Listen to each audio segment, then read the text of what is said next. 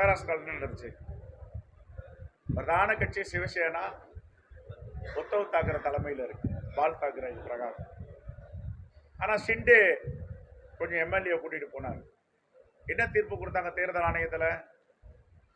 பிரதான கட்சியை விட்டுட்டு ஒரு பிரிவினைவாதியை, கட்சியை துண்டாடிய, கட்சியை உடைத்த ஷிண்டேக்கு அங்கீகாரம் கொடுத்தாங்க. அதை தான் சொல்லியிருக்காங்க எங்க தேர்தல் வாக்குறுதியில், இதெல்லாம் சீர்திருத்தம் செய்யப்படும்.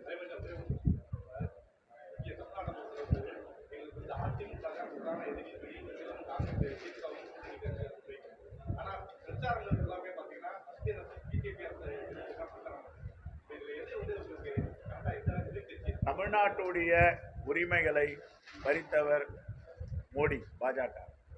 பறிப்பதற்கு துணையா போனவர் எடப்பாடி. ரெண்டு பேரையும் ஒரே அளவுகோல தான் பார்க்கணும். இவருக்கு வாக்கு போட்டாலும் ஒன்று தான், அவருக்கு வாக்களித்தாலும் ஒன்று தான். ரெண்டு வாக்கு செல்லாத வாக்கு தான் தமிழ்நாட்டை பொறுத்த வரைக்கும்.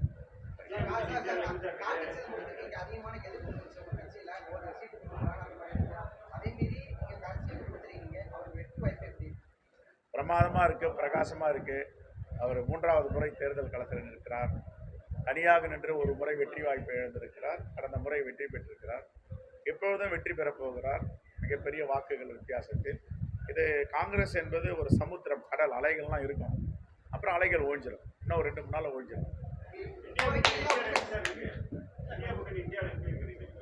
எங்க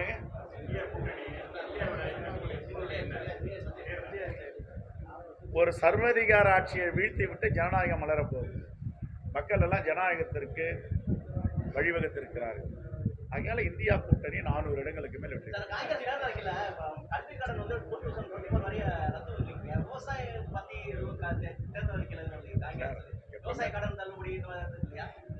ஏற்கனவே 5 கேரண்டி எங்கள் தலைவர் ராகுல் காந்தி அறிவிச்சிருக்காங்க.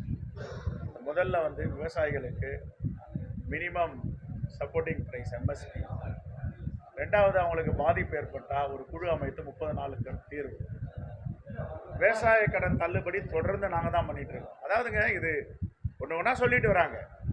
ஏற்கனவே 5 கேரண்டி வெளியில் வந்துட்டாங்க. நாங்கள் கடந்த வாரம் சென்னையிலேயே அதை வெளியிட்டோம். இப்போ ஷெட்யூல் காஸ்ட், ஷெட்யூல் ட்ரைப் அசோசியேஷன்லாம் ஃபோன் பண்ணி எங்களை விட்டாங்களேன்றாங்க. எப்படி விடுவாங்க? யாரையும் விட மாட்டாங்க.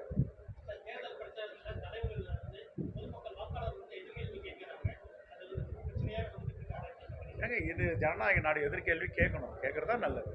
என்னையும் கேட்கணும், எல்லாரையும் கேட்கணும். ஆனால் மோடியை கேட்க முடியாது. கேட்டால் உள்ளே பிடிச்சி போட்டுருவோம், அமலாக்கத்துறை அனுப்புவோம். நாங்கள்லாம் கேட்டால் ரசிப்போம். கேளுங்க, சொல்லிக் கொடுங்க, நாங்கள் என்ன திருத்திக்கணும்.